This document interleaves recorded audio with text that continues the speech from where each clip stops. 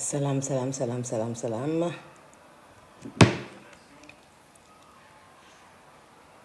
Salam, salam, salam, salam.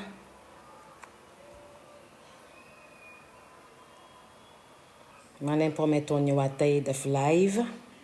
Aujourd'hui, un très bon live. Hein? Tey un très bon live. Voilà. Bien que je n'ai pas de technicien, je le fais toute seule. Un très bon live. C'est ça l'intérêt d'avoir des connaissances techniques. Voilà. Je vous demande maintenant de vous abonner. Ku dugg daal na abonné.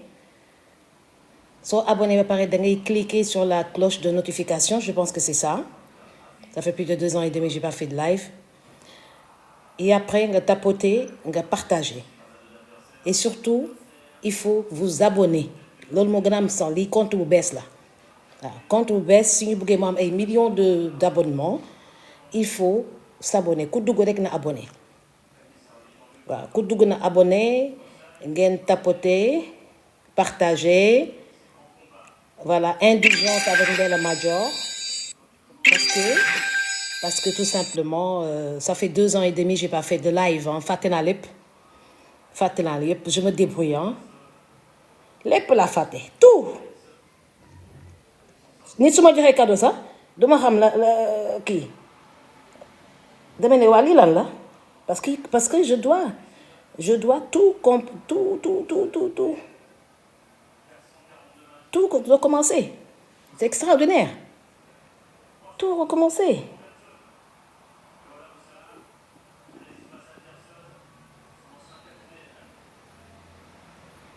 Je dois tout recommencer. C'est incroyable. Là, je suis en train de chercher un bon générique. Je vais mettre Jérusalem. Namona Jérusalem. Xale xamuñu ko. Zalema Master TG. On me parle de comme donc voilà. On va patienter un peu.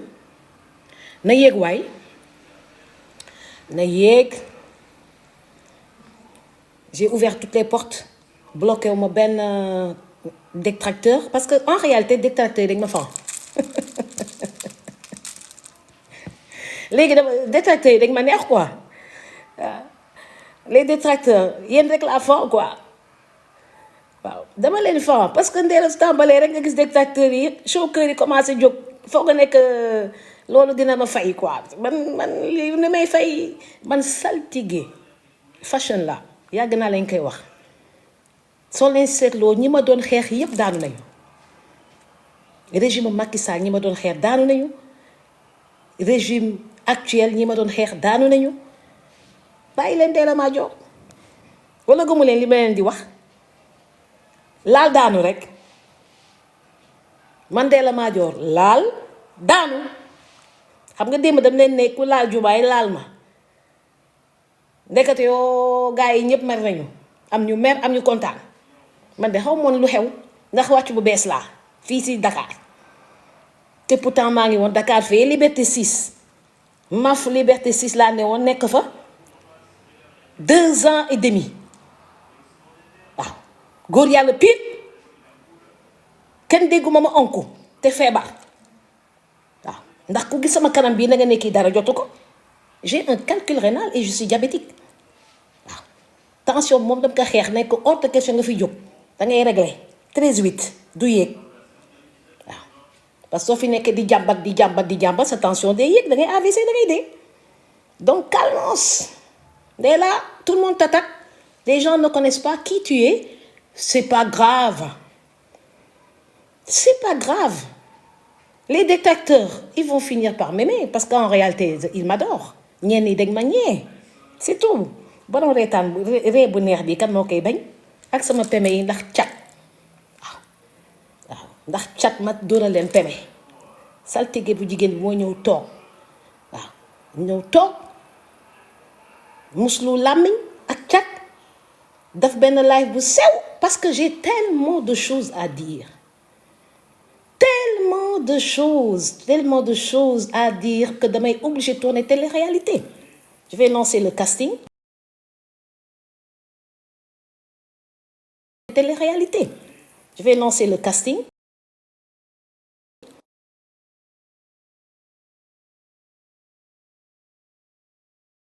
génne puce bi dama fàtte génne puce bi si téléphone bi damay xaar ba gars yi ñëw quoi ndax dama leen yónni pour ñu jëndal ma ay trépied ay matériel u live tout ça là dama ñëw fekk gars yi ñu raxas kër gi quoi voilà dama leen yónni pour ñu jëndal ma ay trépied ay matériel u live tout ça là dama ñëw fekk gars yi ñu raxas kër gi quoi voilà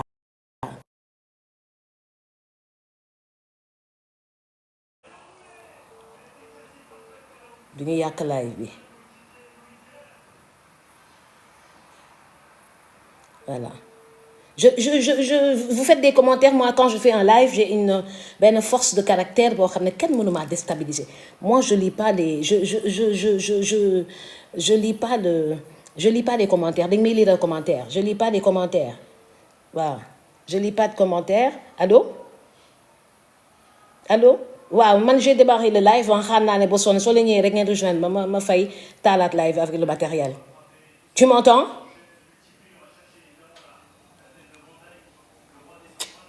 Voilà, attends, je lui envoie donc.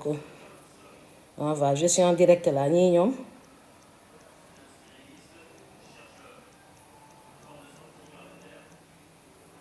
Voilà. Donc, sur le fait, je vais bloquer personne. Ok? Je bloque personne. Koubar nyowel, koubon nyowel. À la limite, la vie est belle, quoi. Voilà. Et en bas pour les jaloux, quoi. Je ne vais bloquer personne. Wane len sen bop. Ñu bax ñi wane len sen bop, ñu soxal ñi wane len sen bop, adina bi yépp gis.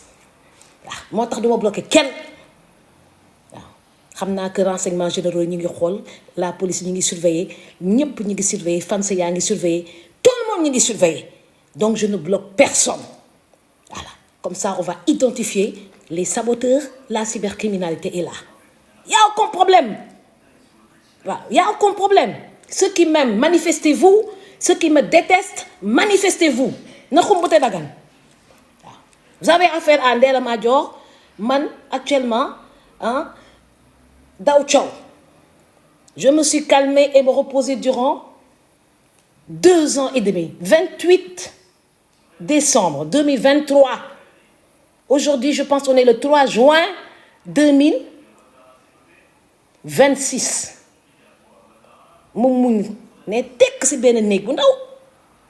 Ici j'ai 2400 mètres carrés de surface bâtie à ma disposition. Faut ma l'embarras du choix. Sant yalla am na ñoo xam ne dañuy génn maf di nga am doon loué ñu génne leen di nga am suuf caabi bi ñu ubbee kër mais nga génn maf jàkkaarloog sa immeuble ubbi niveau bu la neex dugg loolu jar na sant yàlla ñi am dara tabax leen de tabaxa wóor ndax soo tabaxee sa kër saa yu la neexee nga dugg fu mu ne nii maa ngi dugg naa sama kër tranquillement fekk ma fi benn arriéré de facture arriéré de loyer fekk ma ko fi loolu jar na sant yàlla ma bëgg am naa benn avocat boo xam ne may xool ma ne Ndella Madior est-ce que xam nga yow yàlla la moo la bëgg man ne ko yàlla il faut mu bëgg ko parce que man dama teral yàlla teral ma jël ay doom toppatoo leen ak mes propres moyens teral leen il faut que yàlla teral ma yéen da ngeen foog ne maf bi ma demoon foofu punition la mais vous m'avez rendu service. Regardez comment je suis belle actuellement. Regardez comment je suis belle et comment j'étais maigre. Je suis à 83 kilos. Je suis rentrée à la MAF à 45 kilos tellement que j'ai tout donné. J'ai tout donné, tout donné. Mais les Sénégalais n'ont pas voulu voir la réalité. Parce que sont barrés, ils sont dérangés. C'est la règle. Sénégal sont barrés, ils sont dérangés. Warlo baax na nga bon comme ñep nga and ak nit yi rirondo nit yi di saga nit yi di jow nit yi ñu ne la yafi ne nga am ay andando di ne mbow le chien à voix moy mbow et la caravane passe. Il y a trop de mbow au Sénégal, trop de mbow mané li lu mu doon waa lii la mu doon man ma foog ne woon mbow yi arrêté nañu mais mbow rek mbow kañ ngeen di baax jàng leen di maye. Un de mes avocats, Maître Amadou Sall, a dit Ndella Madior Diouf a été victime de sa générosité. C'est tout. Elle est gentille, elle a pris son argent, ce que l'État devait faire. mu jël ko toppatoo koy xale toppatoo koy femme enceinte jigéen ñi deful dara mere ko jigéen ñi deful dara ñee ko jigéen ñi am doom te mënuñoo am doom ñee ko avec ses 60 bébés loolu rek la ñu riirandoo nag woy lii woy laa ki ne woy lan nga def bu Ndella Madior dine na si ñëpp jàpp ndax liggéey bi du man kese maa koy war a def foo ne woon kon tapote leen live bi mu xumbute dagan tey benn waxtu laa leen di may maximum 2 heures de temps benn waxtu maximum 2 heures de temps su ko defee le temps que gars yi ñëw parce que dama leen yónni pour matériel ñoom ñu ngi dugaale ñoom dañuy dugaale xam nga xale yi dañoo féex ñoom ni ñuy dugaale ñoom amul problème donc comme que j'ai annoncé à 21 heures c'est pourquoi à 21 heures pile ma sacrifié Facebook démarrer ko par TikTok. C'est tout. Parce qu'il me faut des trépieds là. Il me faut des trépieds, de la lumière, donc du matériel quoi. Et boum, démarrer le live. Donc là, je démarre avec ce que j'ai. Voilà, en attendant gars yi ñëw. Donc su ko defee damay njëkk a remercier mes détracteurs. Gis nga sama détracteurs yi da ngeen foog ne woon ñëw nañ ko teg ràpp si kaso bi te damm caabi ci.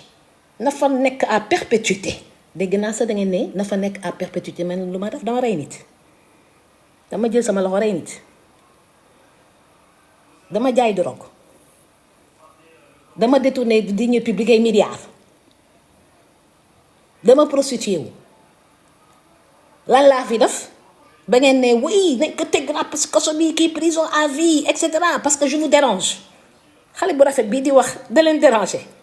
ngeen ne kii kenn bëggatuñu ko gis am démb gis naa ki ne waa kan moo génne Ndella Madior prison parce que da ngeen bëggoon ma toog fa à vie man dama doon noppale ko di maison d'arrêt pour femmes mais c'est une maison de repos ce que ministre Yacine Fall bu mu ñëwee man loolu laa ko wax ma ne ko fii rassurez-vous c'est une maison de repos dafa ne ko ba mu baax on a une Ndella Madior boo xam ne daa critiquer ñu régler problème yëpp ba amatuma lu ma critiquer à la fin dama ne nepp mënut waxatuma à la fin waxatuma dara parce que lu ma critiqué ardoise dindi leen kule ñu dindi kule dafa tàng yokk leen ventilo ñu yokk ventilo tilim ñu yokk ñu def nettoyage eau de javel tous les jours matériel dara manqué wul ma set wecc lenn rek lañ si mën a critiquer ma mooy surpopulation carcérale chambre 3 dafa fees del te ça c'est inadmissible finalement dama jëlee sa inspiration moi je vais construire des prisons privées yàlla daf ma fa yóbbu pour indiwaat sama xel ndax ma mën a jàppale ñi ma war a jàppale. J'ai demandé à Bijou Ngoné de me faire une collecte de dons en 2024. Au début elle voulait pas, elle avait peur parce que foo waxee collecte gars yi dañuy tiit mais ma ne ko non devant Madame Senghor j'ai dit écoute Bijou tu fais des affiches, tu fais des spots. Tu mets tes téléphones et puis transfert d'argent yi ñëw et puis nga jënd matériel li ñu fi manqué nañu saabu à l'époque il y avait pas beaucoup de savon manqué nañu saabu manqué nañu brosse à dents manqué nañu et cetera mu góorgóorlu bu baax a baax gaare camion mi wàcce duy maf ba mu fees del loolu sama mission la woon foofu avant loolu kenn musu fa def don bu mel noonu don Bijou Ngoné gisuma ko def te man naa ko santoon su la jógee am inspiration continuer de liggéey dans les prisons et ça c'est une très bonne chose d'accord kon loolu mission boo xam ne dama ko fa defe woon na live bi gën a yéeg waaw parce que live bi dafa war a gën a yéeg TikTok bi Facebook bi nag maa ngi leen di baalu ak bu baax parce que gars yi may yónni ñëwaguñu il faut que des trépieds pour mën a taal yeneen téléphone yi ordinateurs yi il faut des informaticiens tout autour de moi comme ça même source après ñu tasaare ko dans toutes les plateformes ça va venir comme avant donc mes détracteurs ngeen foog ne que da ngeen ma toroxal man dama am benn capacité d'endurance extraordinaire boo xam ne su ma demee ba xam ne sama noon lii la bëgg lii la mën na ma def du ma jooy damay reetaan résister tension bi du jóg su ma xamee que yow da nga jóg pour toroxal ma nga foog ne danga may toroxal dama koy sa suukar mu saf saap def si lem naan jox ñeneen ñu naan. Donc j'ai eu un très bon séjour à la MAF ba su ma nee woon j'adore la MAF mu am yenn détenus ñu ma ne Ndella Madior pourquoi ngay ne tu adores la MAF? Non, on n'adore pas la MAF. Ma ne écoute-moi, j'adore la MAF parce que à la MAF j'ai une compagnie. xoolal tey man immeuble bi yëpp man rek maa fi nekk actuellement gars yi dem nañu nduggi.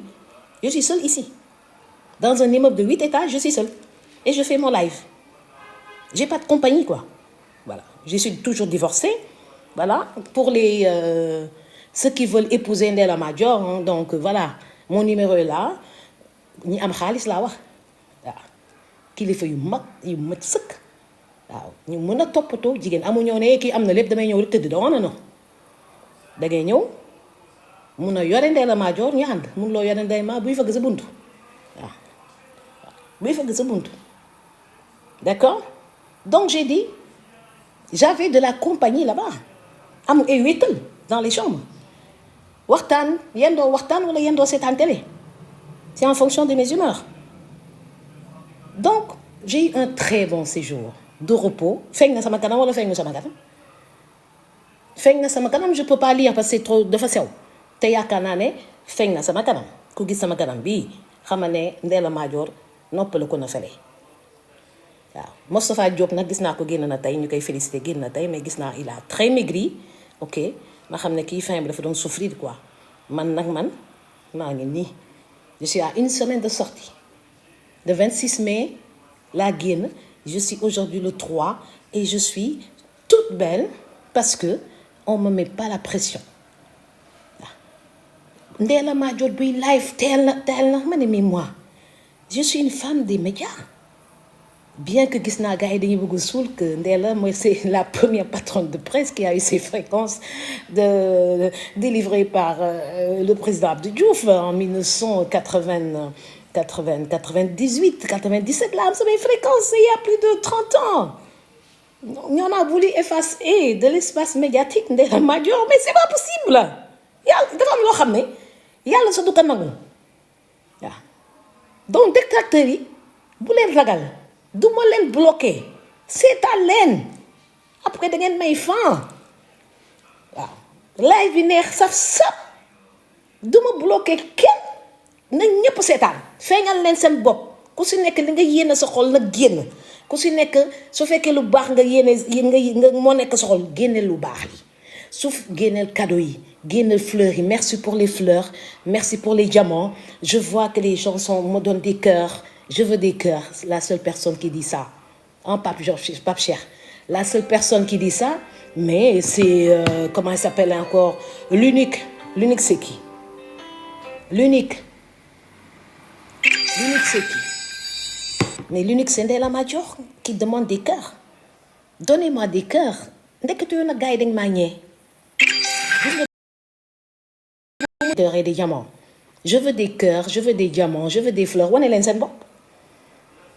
Une semaine génn prison une semaine defar leen live tourner le dos à toute ma famille qui a refusé que ma def live ma ne moi je suis une femme des médias damay feeñu pour rassurer mes fans bàyyi woon naa sama karaw vous savez que moi j'ai des cheveux blancs comme Ngaaka Blindé ah yàgg naa ko wax ci plateau télé mi kenn gëmuma je suis saltigué fashion sa karaw weex tàllaam gars yi bi ma gëmulee fale dama wat karaw bi daf ndel foon nag bàyyi mu sax dañ mu ñuulal dañoo mujj tiit ma waxtaan fin bi nag mu soof ma nag ma ne boobu xaaral ma ñuulal quoi bu ma ñuulee rek ñu ne Ndella Madior bii nag la nga xam Ndella Madior bii la ñu namoon ma ne li fi nekkoon yëpp mi ngi fi daa gën a rafet sax reposé wu ñaari at ak genn wàll mais loolu guddal fa def chapeau de 6 digg Dakar mais loin de Dakar ndax ñu isolé ñu ci benn superficie bu ndaw ñi may woo man jëluma appel man rek may wax tey waaw c'est un appel de France man kese may wax je prends pas d'appel ñi may woo man jëluma appel man rek may wax tey waaw c'est un appel de France man kese may wax je prends pas d'appel d'ailleurs un journaliste du Sénégal, d'accord, un journaliste du Sénégal, d'accord. Ndella xam nga man dañ maa sot, man dañ ma saboté, sot ma ba max ma, dañ ma saboté, sot ma, tuumaal ma ba max ma, taxaw fale nag di seet ndax day dee wala du dee. Comment elle fait? Elle pleure, elle pleure pas, mais non, elle est en pleine forme. Ani suñu toogoon foofu ka affaire bi détention bi fi wéet mën na leen génne leen sa kii bi fecc ba mu saf, animation ba mu saf waaw. Ah oui oui oui oui, et ça je l'ai fait pour dindi stress au détenu yi, parce que dama leen doon gis que dañuy stressé, mais finalement ku bañ a fekk sax Ndella Madior su fekkee rek ñëpp fecc. Par contre parfois ma buddee bañ a fecc su ma bañee génn animation bi du neex, kenn du fecc. loolu si man la dañ ma ko mooñaale fu ma nekk day tàkk. Ça c'est Ndella, d'accord. Kon samay détracteurs maa ngi toujours samay détracteurs et je vois qu'ils sont en train de se calmer. Gis nga détracteurs yi ñi nga xam ne dañ leen di fay saboté leen Ndella Madior sosal leen ko daf leen lii daf leen laa boobu xamuñu la véritable personnalité de Ndella Madior. Moi je suis une guerrière du Sine et c'est les gens l'oublient. Moi je suis pas Linguère, je suis Bour Sine. Moi je suis Bour Sine.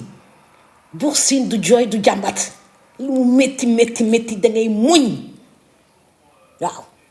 danga si soo nekkee si dëgg danga si wéet. Y a un proverbe qui dit ku nekk si dëgg danga si wéet. Man dama nekk si dëgg à 100%, à 200%, boobu à 1000% nekk si dëgg wéet si waaw. mënuñoo toog benn fante sa sànniwu benn liir Sénégal saa ñu sànni liir gars yi fëgg sama néeg sànneeti nañu liir ñu ne ma yow de bi ngay toppatoo kër yërmande bu muy dox benn infanticide amatul woon fii à la MAF, mais dañ la fi dugg rek infanticide yi commencé di wadd yàlla àtte wuñu foofu,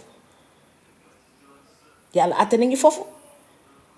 kon sant yàlla. kon Sénégal daal dañoo bëgg ñuy sànni doom yi si canalisation yi amul problème nga woo sapeur-pompier ñu ñëw jël yóbbu morgue. Après il y a aucun problème, ça suit le cours normal des choses, amul benn problème.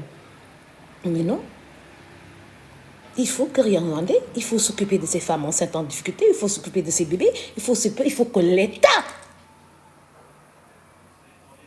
qui a signé, ratifié la convention de Maputo, d'accord, s'occupe de ce problème. mënu wax lépp tey waaw. Je suis une bombe, vraie bombe. ñii ma yóbbu dangeen ma noppal man depuis 1992 non 92 oui 92 je ne me suis pas reposée jëluma 1 mois de congé, mais ngeen may ma 2 ans et demi de congé. 2 ans et demi de congé ngeen ma may moo tax ma belli 2 ans et demi de congé. Toute belle. Et abonnez-vous dama bëgg abonnement yi yokku waaw. Vraiment avant dimanche war na ngeen yéeg ba say 1 million d'abonnés quoi. Lii compte bu bees yéeg leen amul kersa ku nga xam ne amul la personne qui xamul naka ngay abonné, mais da ngay demander sa benn ki nekk sa benn naka la ñuy abonné, fan la ñuy cliquer, naka la ñuy suivre nit ak naka la ñuy abonné, c'est différent ah. su ko defee abonnement yi ngeen cliquer sur la cloche de notification, comme ça saa yu ma taalee rek ngeen xam ne taal naa. Parce que mais su abonné rek yem fa su ma taalee doo xam que taal naa. da nga ne cliquer ma fi nga xam ne Ndella Madior su lancé rek ma xam ne ma yëg ko. am na benn cloche ba fa nekk foofu ngay cliquer rek su ñuulee rek nga xam ne lii baax na saa yu ma taalee nga yëg ko. kon da ngeen di nekk nag ay nandité pire ñu maîtriser réseaux sociaux yi, pas nga xam da ngay jël téléphone rek nee nañ am nañ seen télévision sur poche taal rek aja. kon sama fan sa détracteur maa ngi leen di gërëm di leen di sant ndax yéen a ma may congé 2 ans et demi waaw ma noppaliku bu baax faju nag gratuitement. am na ñoo xam ne dañuy def ay délit pour ñu tëg leen su ko defee comme que amuñu woon xaalis pour faju suñu duggee lépp da consultation da ngay fay état mooy fay garab état mooy fay hôpital ga mooy fay opération mooy fay lépp mooy fay ñi nga xam dañuy def délai ñu teg leen ñu dem faju ji yéen da ngeen foog ne ñiy dem prison dañuy day ay délit kese moo tax ñu fay dem am na ñoo xam dañuy bëgg a dem faju ji noppaliku ji faju ji ñu faj leen gratuitement opération su daloon 10 millions état bi moo koy fay am ñoo xam ne prison Rebeuss moo leen faj am ñoo xam ne MAF wala et cetera les 43 prisons du Sénégal ils ont un budget bu métti cher pour rien que pour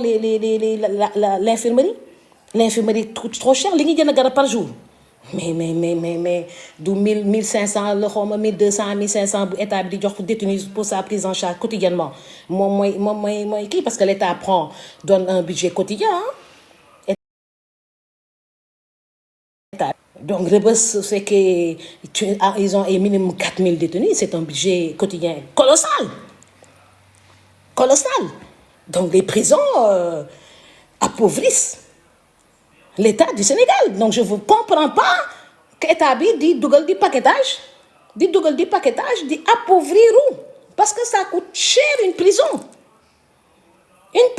coûte cher. Arrêtez d'emprisonner pour un oui ou pour un non ça yeneen live la quoi live lii may def nii série parce que il faut état bi jàng si il faut que population bi jàng si il faut que détenus yi jàng si c'est dommage que détenus sénégalais amuñu internet alors que dans les pays développés mais les détenus ont l'internet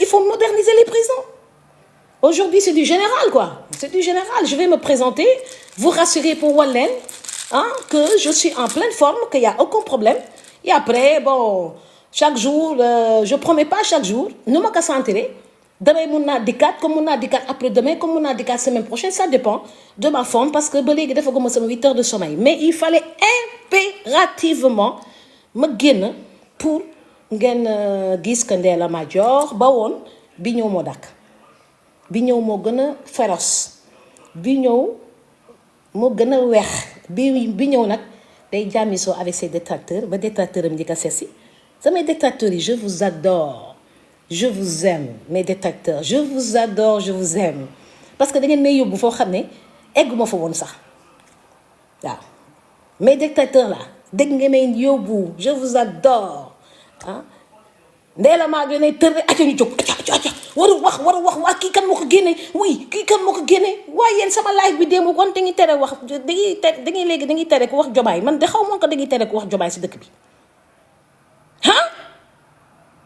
musuma xam que dañuy tere ku wax waaye xanaa jomaay du président de la République du Sénégal man de si kaso bi la ma fekk ba muy falu de maa ngi amoon si biir kontaan lool si sama mbokk séeréer di falu jël réew mi ñu yàgg ko jël nag Sénégal waaw de Senghor en maintenant de gars yi sama mbokk sama maam yi ko jël bëri na ngi de ak sama papa yi ko jël ñu ne daal léegi nag moom kenn du tudd Diomaye daal ma ne kon si ban Sénégal nag la ñu ne Diomaye nekk président de la République du Sénégal kenn du ko tudd Ndella Madior nag moom day tudd Diomaye nag président de la République du Sénégal même su nekkee maakam ak foofu ndax man mii toog di waxtaan ak yéen j'ai 60 ans d'accord dinaa commencer def samay jogging sax corniche def ko en direct dans les réseaux sociaux parce que sama yaram bi foog ma muscler ko ndax amuñu woon espace sportif là-bas à la MAF dégg naa de sport su ma bëggee màgget il faut que ma yëngal yaram bi j'ai tout le matériel en haut mais da ngay wéet il faut nga dem defi sport dans un endroit magnifique et puis voilà quoi d'accord. Donc mes détracteurs ñi foog a nekk dañ maa toroxal mais vous m'avez donné du repos vous m'avez donné des scénarios ba dama koy tourner film télé-réalité plutôt ay scénario ngeen ma jox j'ai tellement observé mais une prison une maison d'arrêt c'est un centre de formation où on apprend. C'est un centre de formation où on apprend. C'est un lieu de privation de liberté, d'accord, mais couplé d'un centre de formation. Donc, il n'y a pas de problème.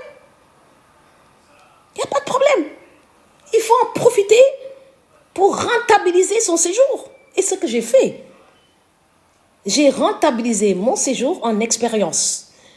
Donc, je veux des cœurs, je veux des fleurs, je veux des diamants. Et le chapeau, là, je veux tout. D'accord? Donnez des fleurs, beaucoup de fleurs, beaucoup de cœurs, beaucoup de fleurs, beaucoup de cœurs, beaucoup de fleurs, beaucoup de cœurs. Affaire bi xumb waaw dama am benn compte Facebook bu tudd Ndella 2 Madior Diouf mu am ay dictateurs yu bëri yu fa dugg ma ne duma dama leen di seetaan duma bloqué mais kenn nangul génn ku ma wax benn wax bu ñaaw ma tombé si rek parce que moi je lis pas de commentaires su ma tombé si benn wax bu ñaaw rek je retire de la liste d'amis, je bloque la personne et je masque le commentaire. Et il y a de la place pour les nouvelles personnes qui arrivent. Non là qui est. Parce que un compte Facebook, tu ne peux pas avoir plus de 5000 amis. Mais si 5000 amis, il y a tellement de détracteurs. Il y a 90% c'est des détracteurs. Mais dans les gens, quoi, parce que je n'ai même pas le temps de dire qui doit me bouger ou qui doit me baigner. J'ai pas ce temps. Donc, si je tombe ici, comme qui n'a pas bougé, je retiens qu'on donc retiens. Si je retiens, automatiquement tu te fais remplacer par une autre personne. Quel n'a pas gagné le boss bopam? Nit ki nak su fekkee bëgguloo ko doo abonné ci compte am waaw soo ko bëggulee doo abonné ci compte am doo ko seetaan voilà. Donc on est à 1 point, je pense 8 ans. C'est 1800 personnes qui nous regardent, d'accord. Et c'est important. Mun na gën a yéeg nag mun na gën a yéeg waaw mais il y a tellement d'événements aujourd'hui. Je voulais suivre une télévision boo xam ne j'ai pas compris son comportement. Voilà, du ma citer seen tour là actuellement hein. Mais là sama remerciement yi daal sama premier remerciement yi ce sont mes détracteurs parce que j'ai 2 groupes de détracteurs. ñaari groupe la man ñaari groupe ñoo ma attaqué ñoo santaane infiltré ma santaane saboté ma santaane daf ay montage vidéo moo waral sama procès gisuloo fa kenn ñëpp daw sama procès gisuloo fa kenn ñëpp daw man rek maa fa nekkoon El Hadj Sène ak Cheikh Tidiane Ndiaye y avait personne ñëpp daw parce que xam nañ li ñu def xam nañ kay montage lañu def soo lekkee ba pare ba mu tilim nga lekk ba pare dans toutes les maisons soo paree dina tilim mais su tilimee da nga koy nettoyer mais balaa nga koy nettoyer nga vidéo ko daf say montage nga nekk waa kër Ndella Madior dafa salte pouponnière ba dafa salte nii la mel du n'importe quoi à la marche su ñu lekkee ba pare mais day tilim après dañuy corvé tànn ay détenus ñu war a nettoyer mu seetaat wecc mais suñu nee woon de balaa ñu koy corvé dañ koy filmer mais loolu day daane sa mën a daane autorité yu fa ne ah dañuy foog a nekk 24 heures sur 24 noonu la mel alors que suñu lekkee ba pare la voilà. Quand j'ai été infiltré, saboté avec des montages vidéo du n'importe quoi fekk ma nag da ngeen fekk nag Ndella Madior sonn 45 kilos laa mujj pesé xale yi dañoo bëri nu nuy di saboté ma sonn leen rek laa soxla mat laa tëdd reposé wu da ngeen fekk qui me dit je t'aime moi également je t'aime da ngeen ma fekk ma sonn xam nga lu tax affaire bi mujj sotti parce que damaa sonn xam nga leen rek laa soxla dama noppale ko ji gars yi di ñefe Ndella waru génn ii su génne garaawul ii su génne ii kii dafa mën communiquer ii kii daf ñuy daaneel ii yàlla moo décidé nag Ndella day génn le 26 mai waaw yàlla moo ne Ndella Madior day génn le 26 mai 2026 ñu ne teg nañ ko ma am 5 acquittements dinaa def benn live uniquement sur l'acquittement et la condamnation bu prévoiroon naa ko tey mais tey naa ko def nii rek naa ko defee nii 5 acquittements 2 condamnations sama avocat yi def appel parce que d'accord ñu man kenn waru moon juger chambre criminelle sama avocat yi démonté nañ ko dem lii ay délit la chef d'inculpation yu ñuy ciblé ay délit la chambre correctionnelle lañ ko waroon def mais bëgg nañu affaire yi yéex ñu yóbbu ko chambre criminelle nga xam ne chambre criminelle procédure bi dafa yéex loolu rek lañ si jublu woon xamoon nañ ko Ndella Madior kan lan la ñuy tegee Ndella Madior perpétuité pour la Qu'est-ce qu'elle a fait? Pour avoir aidé des enfants et sauvé des vies. Il faut arrêter quand même. Il faut arrêter. Comme loolu daa ngeen ma yéene woon. Vous allez faire avec Ndella Madior, hein? Vous allez faire avec Ndella Madior. Sama détracteurs yi ils se sont calmés. Je vous adore, je vous aime. Man ku ma bañ rek danga ma xamul. Ndella Madior Diouf ku ko critiquer ku ko bañ danga ko xamul. Ak ma baax. Ak ma baax. Fu baax commence jeexee man fa laa tàmbalee moo war a ma jël sama alal yépp sauvé ko ay jigéen yu wërul ak seen doom waaw ndax keroog jooju bi nga defee descente la fii sama kër gii récupéré 48 xale fekk ñu fi xale bu dee coppit jël yóbbu fan lañ ko jëlee ñu ne kër Ndella Madior kër yërmande cam xale bi moo riche waay dagalul ay oor ak i jama xam nga lan la dagale sauver ay xale ñu seen ko à distance nag may vidéo samay doom ndekete yoo wala ñu ñëw jàppale ma ñu ngi may ñëwee seen problème yëpp mooy naka la ñu ñëw ne coppet jël xale yóbbu fàtte nañu yàlla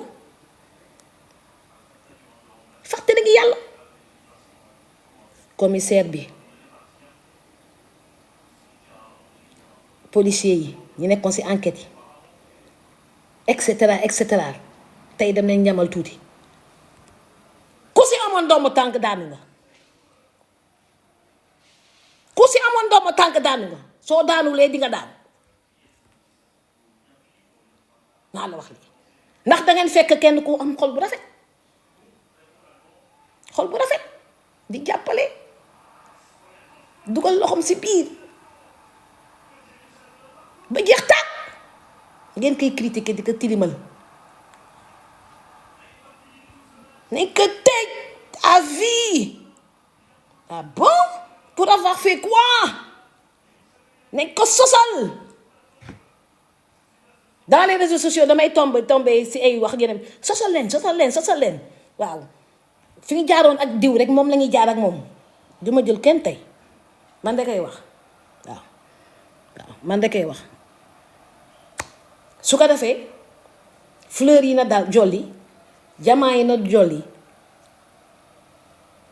lii dañuy doon nodd rek julli guñu dañuy nodd bii nodd rek la démb dam leen def clin d'œil bu ndaw j'étais même pas prête ma def leen clin d'œil bu ndaw tey nag defe naa xaw naa tane de 21h41 tey xaw naa tane on est déjà à 41 minutes parce que j'ai commencé à 21h ok kon na tey teranga bi la dangeen may battre waaw dangeen may battre di ma battre fans yi na ngi battre waaw joxe leen cadeau yi joxe leen Wave yi joxe leen Orange Money 0 franc laa génne 0 franc waaw mais am nag nay ay famille yu baax nag waaw teeruma kaas bëri waaw ma defar kër gi tàmbale ñii gars yi dañu ngi doog a ñëw ñu nga yónni woon ñu ma yónni woon trépied yak yooyu de moom ñoom ñu ngi doog a ñëw moom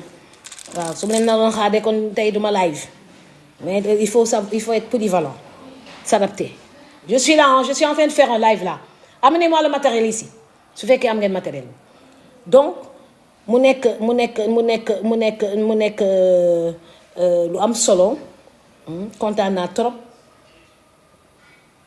est-ce que xam nga ku ñu faale la ñuy critiquer ku ñu ñee la ñuy critiquer ku wër la ñuy critiquer mais suñu la yërëmalee di nga wax dara si yow nga dof ñu ne amuñu dara li nga wax si yow mais suñu la ñeewee rek dañuy làkk si suuf di la critiquer duñ la yéene jàmm ngeen ndekete yoo da ngeen ma ñee yéen kay ay fan sa ngeen yéen doo leen ay détracteur de maa leen tuddee ay détracteur mais vous êtes de véritables fans ñii dañ maa nopp ñii dañ maa fans ñii ma tudd fi nopp rek ak ay fans rek ñoo fi ne man j'ai pas de détracteur sama détracteur dañ maa nopp bañ kaa avoué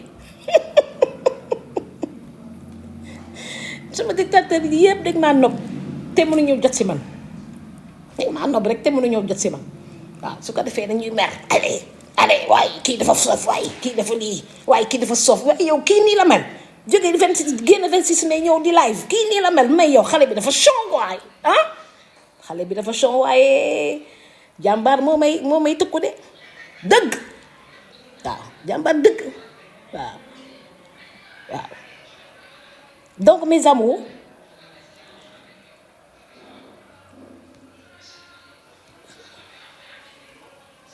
dangaa chong mais bien sûr que dama chong bien sûr que dama chong I love you je fais un effort pour lire on t'adore j'ai bien machallah nee naa sama dictateur man rek la ñu nopp loolu mooy wax ci dañu mënul jot si Ndella Madior rek dañu mënul jot si Ndella Madior mais Ndella Madior rek la ñu nopp si nga ko mënoon gis wala mu recevoir leen parce que moi dama am fula journaliste mu ñu nekk fii dama critiquer ma leen di accorder interview maa bañ gis naa leen ñuy jël samay vidéo yi di traiter vidéo yi di def ay article parce que mënuñu ma jot pour interview moi je vais recevoir aucun journaliste pour des interviews parce qu'ils ont été très méchants avec moi ah oui ba ma benn journaliste woo di ma ne oui je veux que vous m'accordez quelle interview kan moo la empêché nga ñëw seet si ma bien que bon am na ay ñu koy waxatee permis yoo xam ne dañ ko doon bloqué pour Ndella Madior parce qu'on a voulu m'isoler totalement loolu tamit yëg naa ko mais bon lu ñu bloqué soo forcé mën a gis Ndella Madior su la ko jaralee nga ñëw seet si Ndella Madior fekk comme akum mu doon def akum dafa doon ñëw seet si ma su ma seetsee ma wax ko affaire yi nu mu demee mu live dafa ay live yu am jom akum dafa def ay live yu am jom waaw ay live yu am jom la def yu baax yu am jom kooku mënu ma ko fay François Hélène Guèye jóge fele ba Los Angeles seet si ma ndeysaan xam ngeen fu Los Angeles nekk Los Angeles dafa sori de nga ñëw ba Sénégal nga ne il faut ma dem seet te neexoowuñu woon amoon nañu ay problème ay temps mais dafa ñëw seet si ma gis ma rek jooy ma ne ko looy jooy defal ko ma ne ko man maa ngi sama jàmm rek mu revenir ba mu gisee que j'étais en pleine forme mu ne maintenant je suis rassurée ñu toog waxtaan j'ai demandé l'autorisation de la recevoir au social ñu dem social toog waxtaan durant 1 heure de temps mu giif mu dal mais ku baax la parce que mënoon na ñëw sëy Fatou Sow Sarr kooku garmi la Fatou Sow Sarr dafa ñëw seet si ma bàyyi 1 million sa porte ba argent de poche pour Ndella Madior kookoy garmi waaw Diouf Diagne Fada seet si ma Mariam wan lii yooyu damay def benn live à part pour ñi ma seet si waaw parce qu'au début je voulais pas de visite même triti suñee diw ñëw na de ma ne ko je reçois personne am na un jour nag sama yaram daw mu ne yaay Anta Babacar ñëw na de ak ni karate Bijou Ngoné ñu ngi fi daaya sa indi na ngi saara ma ne amul problème maa ngi ñëw mais dama décidé woon pour ma génn parce que j'étais pas encore prête pour sortir quoi parce que j'étais trop fatiguée parce que toog naa les premiers jours je ne faisais que dormir quoi que dormir pour reposer parce que j'ai tellement entendu des cris de bébé j'ai tellement entendu des téléphones que suñu ñëwee téléphone yi njëkk a récupéré téléphone bi ñu njëkk a récupéré nga dootoo dégg ci bruit téléphone mais ça te retape dégg ngay nelaw 8 heures de sommeil tranquille loolu laa soxla woon parce que la MAF a été le seul endroit où je pouvais me reposer sans être dérangée seul endroit où je pouvais me reposer dormir sans être dérangée kon sant yàlla kon samay détracteur li ngeen ma may xamu leen ko yéen ay jamaa ngeen ma may parce que 8 heures de sommeil sans interruption ça n'a pas de prix et mes détracteurs m'ont offert 16 heures de sommeil waaw maa ngi nii génn mënu ma am su 8 heures de sommeil damay nekk si télé bi di xool réseaux sociaux parce que lépp a changé bay 4 heures 5 heures du matin ma doog a fort tuuti nelaw comme que damaa déngumba 6 heures 30 ma ne bërëb jóg tàmbali si revue de presse au Sénégal ba léegi j'ai pas 8 heures de sommeil alors que là-bas j'avais 8 heures de sommeil et dama doon sieste man xaw moon li sieste dama doon sieste il faut que j'aille acheter mes verres là parce que c'est dommage je lis pas j'arrive pas à lire les commentaires c'est dommage c'est dommage j'arrive pas à lire les commentaires et c'est important de lire les commentaires D'accord, mais parce que je n'arrive pas mes très beaux yeux, j'ai de très beaux yeux, les yeux bët yaa ngi fi ba léegi am check maquillage bi nag pareewu ma ko dama ko taf rapidement rek ñëw wax bët yaa ngi fi ba léegi lex yaa ngi fi nombre bu baat yaa ngi fi ba léegi voilà donc j'ai pris un peu bon je suis 60 ans c'est pas 20 ans voilà 60 ans am na ñu am 60 ans soo leen gisee dañuy lax mais man laxuma yàlla macha allah yàlla sutural na ma voilà kon fu ma ne nii samay détracteurs yi ma nopp waaw yi ma nopp kese mënuñu jot si man moo war a ñuy mer jël Ndella rek acca ñeen ñi nag dañ leen fay pour attaquer Ndella Madior bu leen attaquer kii dafa baax kii garmi la man Ndella Madior man garmi laa dama baax fu baax jeexee fa laa tàmbali te wane naa ko sauver ay 120 vies mag dama koy tiitaroo waaw j'ai sauvé 120 personnes dama koy tiitaroo baax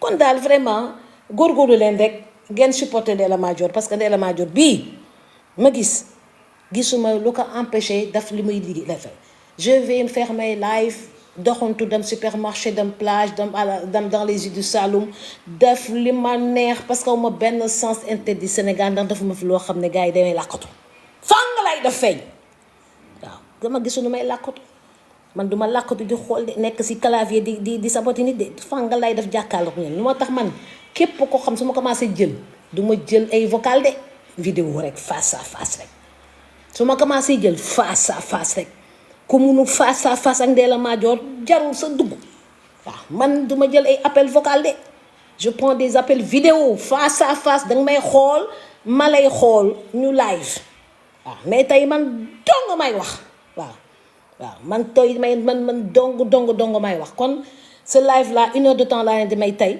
pour won leen que je suis en pleine forme alhamdulilah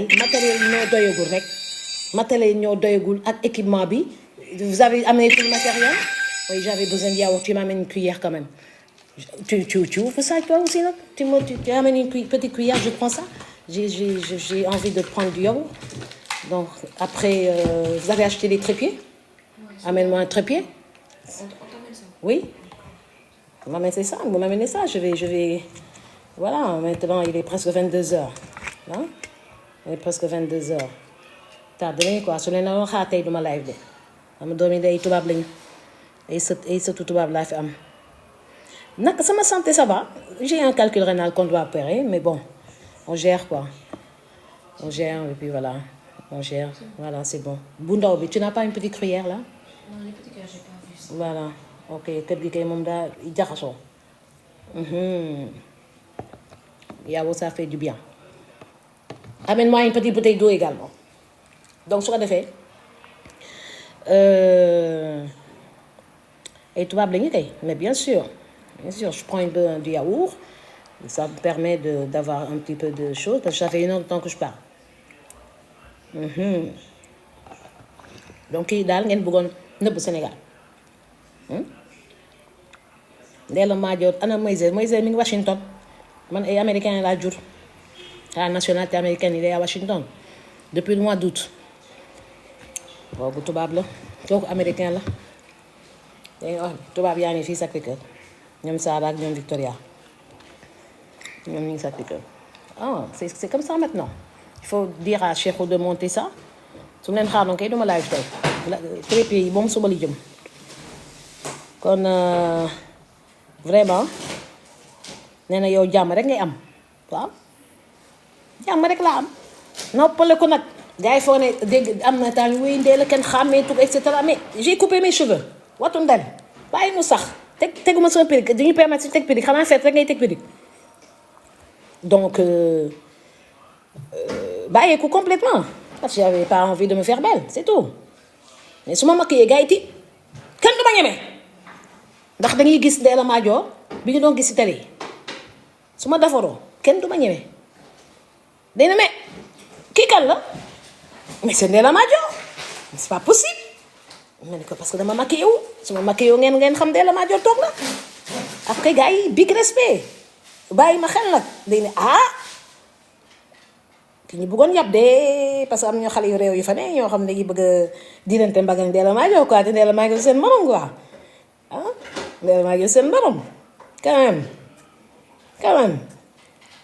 ah jox leen ma ay fleurs waay waaw jox leen ma ay fleurs voilà. Léegi maintenant j'ai remarqué que mes groupes WhatsApp également j'ai créé des groupes WhatsApp avant de partir ñu ma doon critiquer di ma critiquer way créé na amitié mariage business ndeket yoo gars yi ñu ngi business si biir di mariage si biir te duma ko sa yëg parce que boobu xal fekk na pouponnière bi accaparé na ma ba talatuma groupe bi suñu inscrire rek ma jënd garab jënd meew jënd couche jox ko xale yi parce que l'argent de l'amitié mariage business m'a servi à m'occuper des enfants.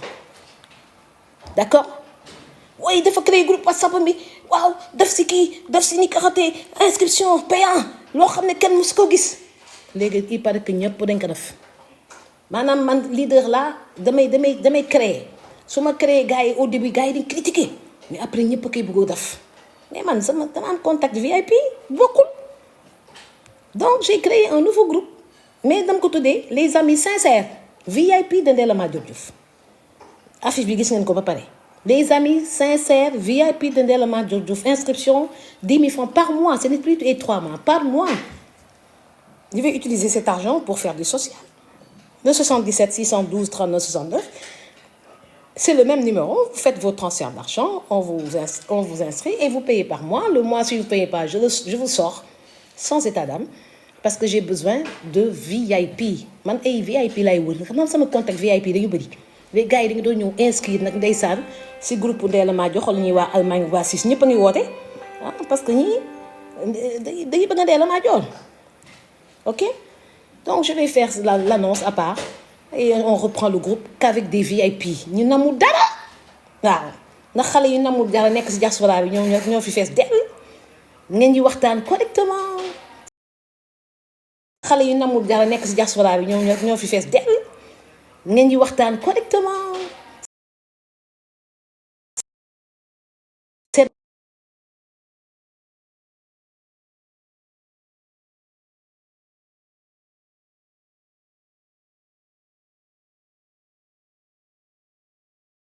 mu yàq sama live bi parce que dama waroon dindi piste 612 avant de démarrer le live parce que j'ai démarré en catastrophe quoi j'ai démarré en catastrophe donc su ko defee daal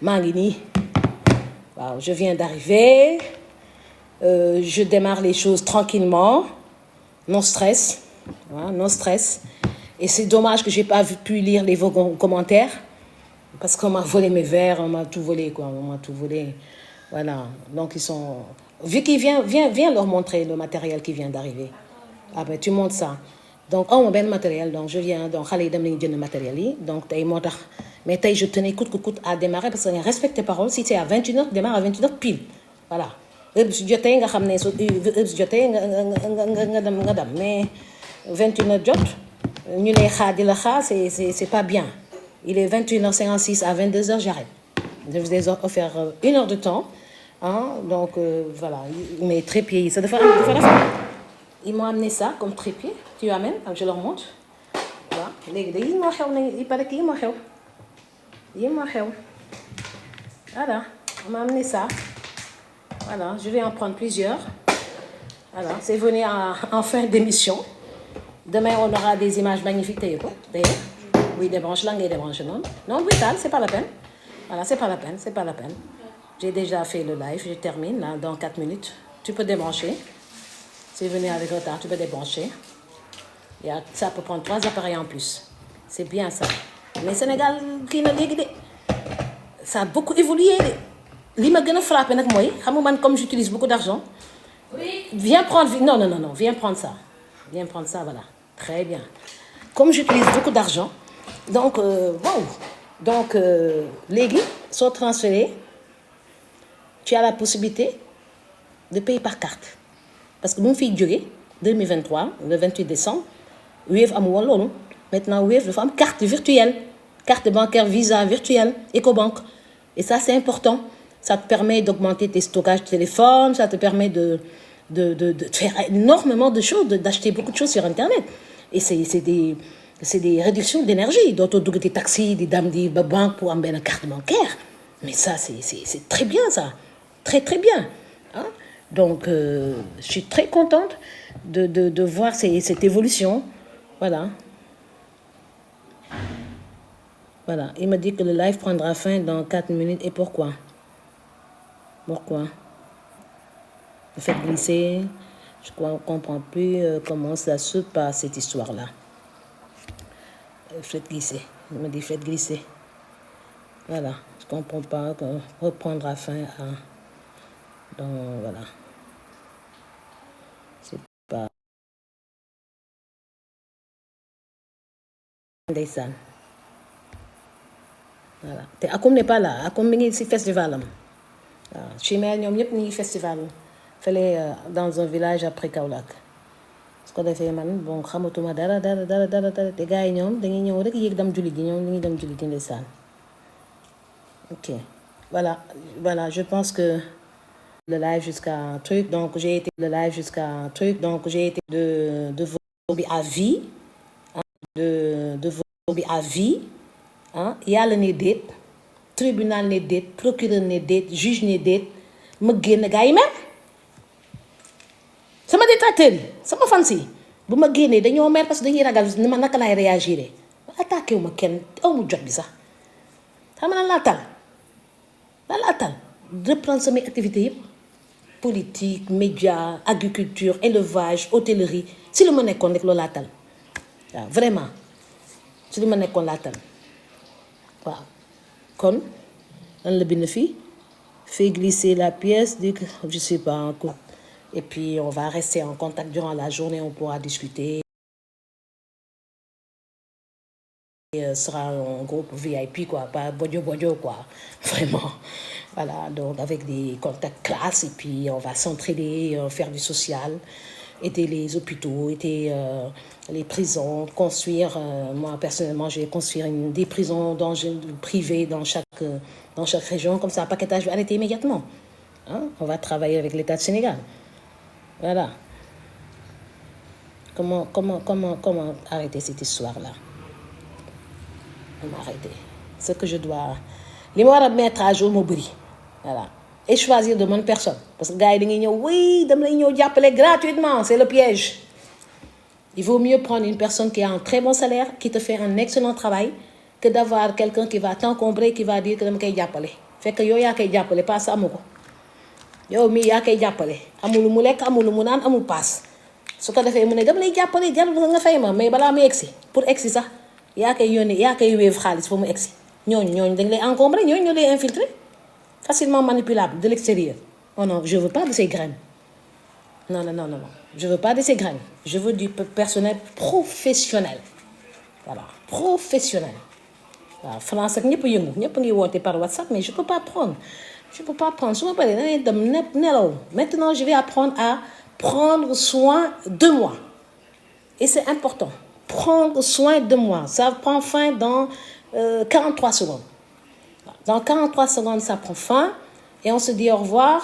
Aujourd'hui on est je pense mercredi, demain je serai au rendez-vous à 21h. On va parler et après on va tourner notre téléfilm, ça va être magnifique. Voilà. Donc, c'était Ndella Madior qui était en train de rassurer ses fans et que je suis libre, très libre. Voilà. 2 ans et demi, d'afna à peine, hein, parce que je suis une femme politique. C'est important de faire appel.